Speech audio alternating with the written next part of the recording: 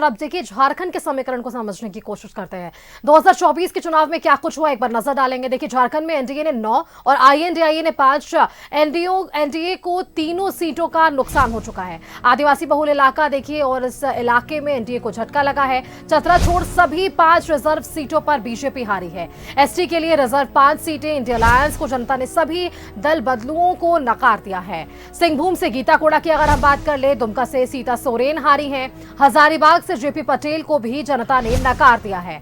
बागियों पर भी जनता को नहीं रहा है भरोसा, क्योंकि देखिए लोबिन हेम्ब्रेम, चमरा लिंडा जो कि बड़ा बड़ा दावा कर रहे थे, इस चुनाव में उनकी तस्वीरें भी साफ हो गई है। विधानसभा चुनाव इतना भी नहीं मिला वोट। और देखिए जेपी वर्मा, बसंत लोंगा की जमानत भी जब्त कर ली गई। 12 विधायकों ने लोकसभा का चुनाव लड़ा है, 4 को जीत मिली है। विधानसभा में बीजेपी जेएमएम दोनों के 2-2 विधायक घटे हैं। गांडे उपचुनाव में कल्पना सोरेन ने जीत दर्ज कर ली, क्योंकि देखिए इससे पहले बीजेपी पे यह दावा कर रही थी। बीजेपी के प्रदेश प्रवक्ता प्रतुल शाहदेव, उन्होंने तो साफ तौर पर यह आरोप लगाया था कि कल्पना सोरेन की राजनीति की शुरुआती हार से होगी, लेकिन एक प्रचंड जीत वहां पर उन्हें मिलते आई नजर आई है, जो कि एक लोकसभा चुनाव के बाद विधानसभा चुनाव में एक बड़ा असर डालने की कोशिश होगी। और इन सबके बीच देखिए उन्होंने अपनी उपस्थिति भी दर्ज करवा ली है विधानसभा चुनाव पर। इस पर बड़ा असर पड़ता हुआ नजर आएगा। परिणाम का असर वहां पर भी देखने को हमें मिलेगा। जेएमएम पर देखिए कांग्रेस की निर्भरता और भी बढ़ने वाली है। 5 में से 3 सीटें जो है वो जेएमएम का शानदार वहां पर प्रदर्शन रहा है, तो बड़े भाई की भूमिका यहां पर भी उन्होंने निभा ली है। अब देखिए लोकसभा भी जेएमएम बड़े भाई की भूमिका में नजर आया। अब विधानसभा की बारी है, क्योंकि विधानसभा में भी ज्यादा समय नहीं है। अब इन समय को किस तरीके से आईएनडीआईए इस्तेमाल करता है और क्या कुछ रणनीति तय होगी, ये नजर बनाकर रखना होगा, क्योंकि नजरें बने रहे और उनके क्या कुछ जो है आगे निर्णय निकलकर सामने आएंगे। यही निर्णय निर्णायक होने वाले आने वाले समय में। जनता का विश्वास और किसका आत्मविश्वास आगे बढ़ेगा, ये देखने वाली बात होने वाली है।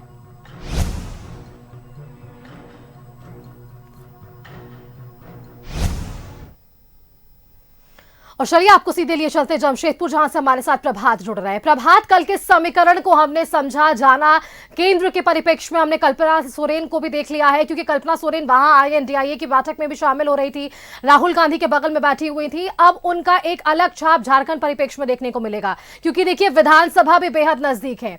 सीता सोरेन का भी लड़ना हमने देख लिया, गीता कोड़ा का भी हमने लड़ना देख लिया, जेपी पटेल का भी लड़ना हमने देख लिया, चमरा लिंडा का भी हमने लड़ना देख लिया, लोबिन हेम्ब्रेम भी जो त्रिकोणीय मुकाबला बनाते हुए नजर आ रहे थे। ये सारे समीकरण हमने समझ लिए हैं, लेकिन बड़े भाई की भूमिका में जेएमएम कांग्रेस के साथ जो था यहां पर, यही बड़े भाई की भूमिका शायद हमें अब विधानसभा में भी देखने को मिलेगी, क्योंकि ये चुनाव का जो परिणाम सामने आया प्रभात, कहीं ना कहीं समीकरण स्पष्ट कर रहा है विधानसभा के चुनाव को लेकर। बिल्कुल सुष्मिता, देखिए सही है, आपने सही कहा कि जिस तरीके से जिस लोकसभा के चुनाव में जिस तरीके से इंडिया गठबंधन को कहीं ना कहीं हम ये कह सकते हैं कि अच्छी सीटें मिली है, और एक तरह से आने वाले विधानसभा में इसका असर काफ़ी देखने को मिलेगा। आपने कल्पना सोरेन की बात की, निश्चित तौर पर कल्पना सोरेन में भी जमशेदपुर के लोकसभा में कई जगहों पर उन्होंने सभा की, और अच्छी खासी उन्होंने अपने वक्ताओं में जिस तरीके से केंद्र पर आरोप लगाया कि जिस तरीके से पूर्व मुख्यमंत्री हेमंत सोरेन को जेल में डाला गया, किस तरीके से इंडिया गठबंधन की पक्ष में लहर चल रहा है, और जो एनडीए है किस तरीके से जातिवाद की बात करता है, हिंदू मुस्लिम की बात करता है, तो कहीं ना कहीं इसका असर आने वाले जो विधानसभा है उसमें आपको साफ देखने को मिलेगा। और जिस तरीके से लगातार राज्य के मुख्यमंत्री चंपाई सोरेन के लिए भी प्रतिष्ठा दांव पे लगी थी, किस तरीके से चंपाई सोरेन ने, अगर हम बात करें सिंहभूम सीट की, तो उन्होंने लगातार वहाँ पे कई सभाएं की, कई बैठकों का दौर चलता रहा, और कहीं ना कहीं उसमें वो जीत भी हासिल की। जमशेदपुर लोकसभा की बात करें तो यहाँ भी राज्य के मुख्यमंत्री कई बैठकें की, कई बार उन्होंने सभाएं की, लोगों को ये बताने का प्रयास किया कि किस तरीके से जो एनडीए है वो जात पात की बात करता है, और किस तरीके से देश में जो राजनीतिक चल रही है उसमें उथापतल की स्थिति है।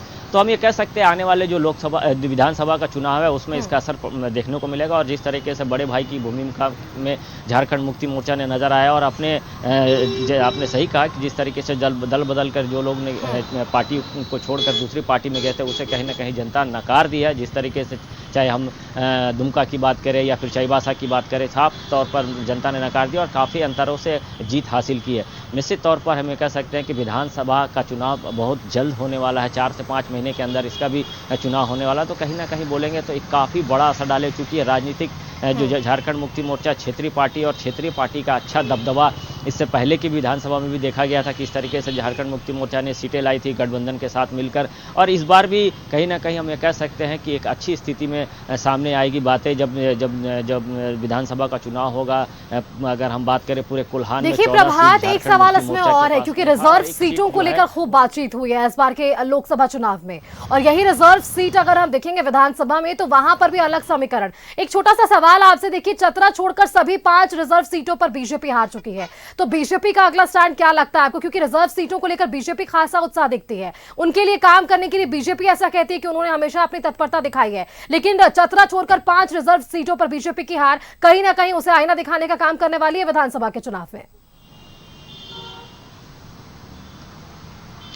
बिल्कुल, देखिए मैं इसलिए जिक्र कर रहा था कुल्हान की 14 सीटों का भी उसमें जिक्र कर रहा था, कहीं ना कहीं जहां जो रिजर्व सीट है, चाहे वो हम बात करें कुटी की बात करें या फिर जो चाईबासा की जो सीट थी वो बात करें या चतरा को छोड़कर जहां भी रहा है वो रिजर्व सीट वहां बीजेपी हारी है। निश्चित तौर पर वहां की जनता ने उसे नकारा है, और कहीं ना कहीं जो स्थानीय मुद्दे हैं वो हावी रहा है इस चुनाव में। जिस तरीके से जो केंद्र की कई ऐसी योजनाएं हालांकि चल रही है, लेकिन फिर भी कहीं ना कहीं कहें जो राज्य स्तरीय पर जो योजनाएं चल रही थी उसका असर साफ देखने को मिला। जिस तरीके से चाहे वो राज्य के द्वारा चलाई जा रही कई ऐसी योजनाएं हैं, छात्रों के लिए जो पढ़ाई की योजना है, जो शिबू सोरेन क्रेडिट कार्ड है, या फिर जो स्वास्थ्य सेवाएं की जो चल रही है वो, चाहे आवास देने की बात है, ये कहीं ना कहीं जो लोकल मुद्दे हैं वो देखिए प्रभात, वादे खूब हुए, बातें खूब हुई है, लेकिन जनता का आशीर्वाद किसे मिला और किन मुद्दों पर मिला ये आपसे बेहतर कोई नहीं समझ सकता, क्योंकि आप ग्राउंड जीरो पर थे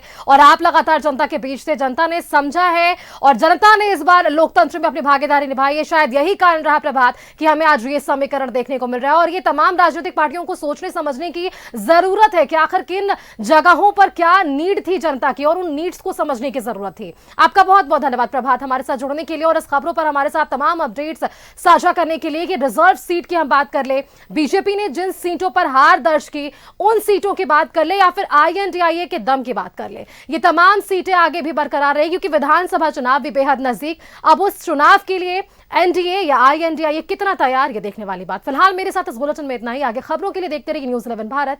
नमस्कार।